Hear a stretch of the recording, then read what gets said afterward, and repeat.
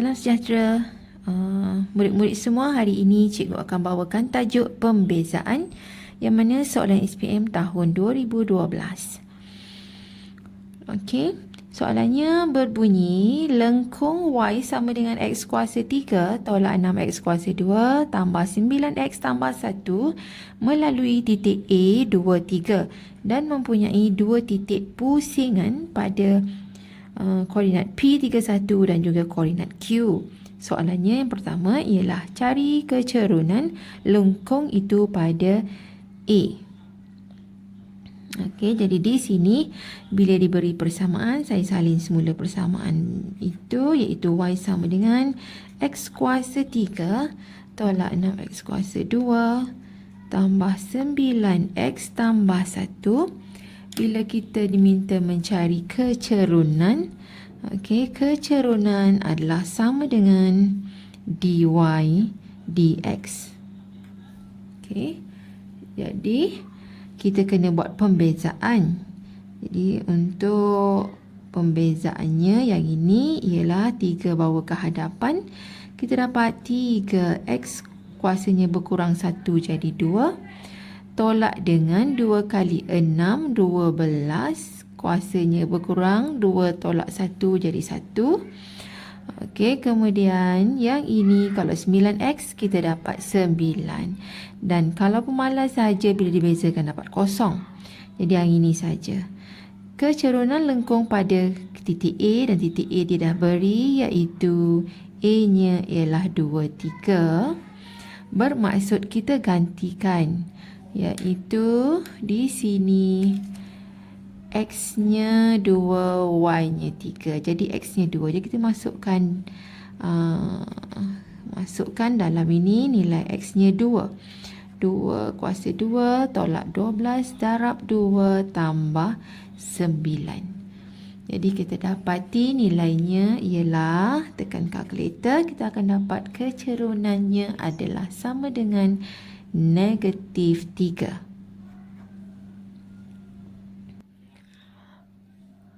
Soalan B, persamaan normal. Cari persamaan normal kepada lengkung itu pada A. Persamaan normal. Okey. Setiap kali kita membuat dy dx untuk mencari kecerunan, okey, kita akan perolehi kecerunan ini adalah merupakan kecerunan tangent. Okey, kecerunan tangent. Jadi yang ini katalah ini M1. Jadi bila kita nak mencari persamaan normal, kita perlukan kecerunan normalnya menunjukkan dia bersilang, membuat sudut 90 darjah ataupun berserenjang. Jadi bila dia berserenjang bermaksud M1 darab dengan M2 sama dengan negatif 1. Jadi dari sini M1 ni kita dah tahu negatif 3 sama dengan negatif 1, bermaksud kecerunan normalnya ialah negatif 1 bahagi dengan negatif 3, iaitu bersamaan 1/3. Okey, untuk mencari persamaan normalnya, saya just gunakan persamaan Y sama dengan MX tambah C, di mana M-nya ialah 1/3 X tambah C, dan untuk dapatkan C, tadi dia dah beri pada koordinat A iaitu 2, 3.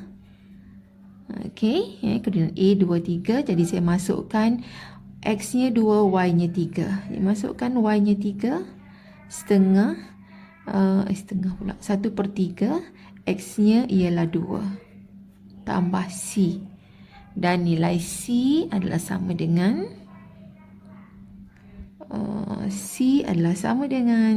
3 tolak dengan 2/3. Okey, jadi 3 kali 3 99 tolak dengan 2 ialah, koordinat C ialah 7/3. Okey, dah dapat 7/3, bermaksud persamaan garis lurus persamaan normal itu ialah Y Y sama dengan 1/3X tambah C. C-nya 7/3. Okey, sama ada kita nak tulis jawapannya begini ataupun kita nak darabkan, tak mau ada pecahan. Darabkan semua sekali dengan 3. Kita dapat 3Y sama dengan 1/3X darab 3. Kita dapat X. 7/3 darab 3 ialah 7. Okey, boleh saja beri jawapan begini, bentuk kecerunan atau bentuk inilah. Mana-mana satu. Okey, jadi kita dah pun menjawab soalan B yang meminta mencari persamaan normal. Inilah persamaan normalnya. Okey, seterusnya kita pergi kepada soalan C. Cari koordinat Q dan tentukan sama ada koordinat Q itu adalah titik minimum atau maksimum. Okey, apa dia koordinat Q? Koordinat Q tu letak di sini. Okey, apa maklumannya tadi? Ialah dia mempunyai dua titik pusingan. Okey, jadi yang penting dekat sini ialah titik pusingan. Okey, bila titik pusingan bermaksud dy dx sama dengan kosong. Okey, di mana? Apa maksud titik pusingan di sini? Kalau kita ada graf kita katalah macam ni lengkungannya. Titik pusingan itu ialah dia terletak di bahagian atas sini, maksimum ataupun minimum di bawah ini. Okey, pada ketika dia di atas itu garis tangennya ialah mempunyai kecerunannya sama dengan kosong. Garis yang macam ni dia tak ada kecerunan, jadi kecerunannya kosong. Dan kecerunan tadi kita dah cari, kita dah bezakan. Yang ni dy dx tadi kita dah buat. Okey, ini tadi kita dah buat dy dx. Kita ambil saja semula. Okey, dy dx-nya adalah sama dengan 3x kuasa 2 tolak 12x tambah 9. Dan diberi pada ketika dia titik pusingan, atas dan bawah sini, kecerunannya adalah sama dengan kosong. Jadi kita samakan dia dengan kosong. Okey, jadi ini menjadi persamaan kuadratik. Jadi 3, 12 dengan 9 kita boleh permudahkannya menjadi, bahagikan dengan 3 semua, x kuasa 2 tolak 4x tambah 3 sama dengan kosong. Lepas tu kita fakturkan. X kuasa 2 ialah X darab X. 3 ialah 1 darab dengan 3. Supaya dapat negatif 4. Jadi negatif 1, negatif 3 akan jadi negatif 4. Jadi nilai X-nya ialah X sama dengan 1 dan X sama dengan 3. Jadi di sini titik pusingan ada 2. Itu sebab ada 2 nilai. 2 titik pusingan, iaitu pada ketika X-nya 1 dan pada ketika X-nya 3. Pada ketika X-nya 3, ini dia. Iaitu titik P, titik pusingan P. Jadi salah satu lagi yang Q punya ialah pada ketika X sama dengan 1. Jadi di sini untuk cari apa dia koordinat Q, X-nya kita dah tahu dah 1. Tapi Y-nya kita tak tahu lagi. Jadi untuk mencari apa dia nilai Y-nya ialah kita masukkan sahaja ke dalam persamaan ini. Okey, jadi bermaksud Y adalah sama dengan, kita gantikan X-nya 1 yang ini. 1 kuasa 3, 1 tolak 6 darab 1 ialah 6. Tambah 9 darab dengan 1, 9. Kemudian ujung ini ada tambah 1. Jadi nilainya ialah sama dengan Y sama dengan 5. Jadi sekarang koordinat Q ialah 1, 5. Okey, seterusnya kita nak menentukan sama ada koordinat Q ini ialah minimum atau maksimum. Jadi ini koordinat Q tadi. Untuk menentukan dia maksimum atau minimum, kita perlu lakukan pembezaan kali yang kedua. Okey, jadi di sini kita dah bezakan sekali tadi. Saya sambung saja. Dy dx adalah sama dengan 3x kuasa 2 tolak 12x tambah 9. Jadi kita bezakan lagi sekali. Kita dapat d kuasa 2y per dx kuasa 2. Okey, pembezaan kali kedua. 2 bawa ke depan, darab dengan 3 jadi 6. X kuasanya berkurang jadi 1 tolak 12.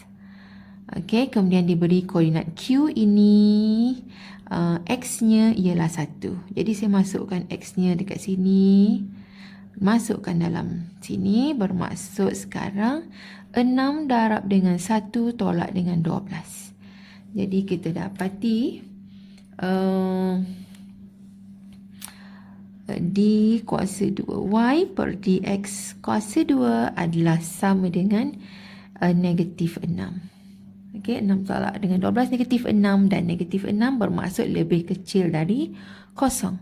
Bila terbitan kedua ini, pembezaan terbitan kedua ini kalau dapat negatif bermaksud titik Q 1, 5 itu adalah maksimum.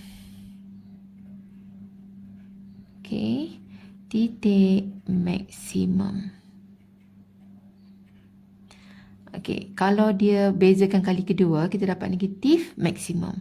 Kalau kita dapat lebih besar daripada kosong, iaitu positif, dia akan jadi titik minimum.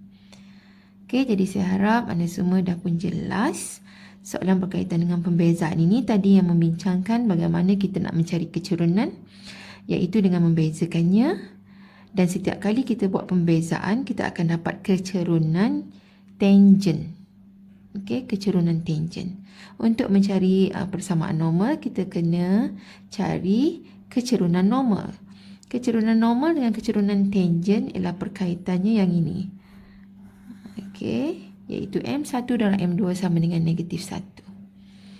Okey, seterusnya yang ketiga tadi, kita dah pun mencari koordinat Q, iaitu merupakan titik pusingan, ya, melibatkan titik pusingan pada ketika titik pusingan atas dengan bawah ini, maksimum dan minimum ini, kecerunannya adalah kosong. Garisnya rata macam ni.